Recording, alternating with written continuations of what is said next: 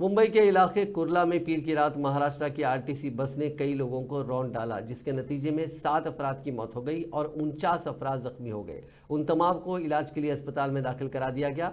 जख्मियों को सीवन और कुर्ला भाभा अस्पताल ले जाया गया। यह हादसा Kurla waste railway station road पर अंबेडकर नगर के करीब पेश आया।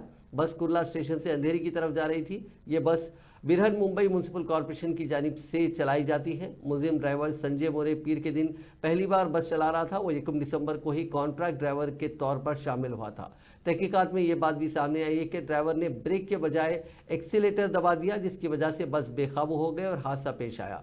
पुलिस ने ड्राइवर को गिरफ्तार कर लिया और वो हादसे के बाद से हिरासत में है।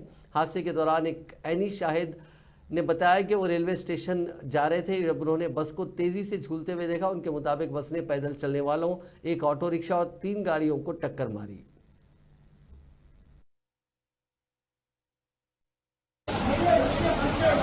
हम इस पे करेंगे तो बड़ा हो जाएगा पूरा, एकदम राइट कॉर्नर में चौड़ा सा है ना।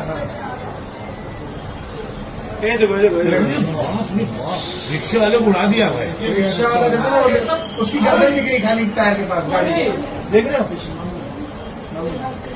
रिक्शे वाले को उड़ा दिया उसने। पूरा रिक्शा वही पे चिपका हुआ है।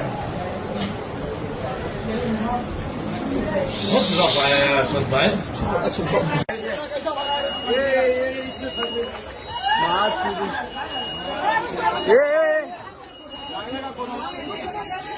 अरे माँ चीदी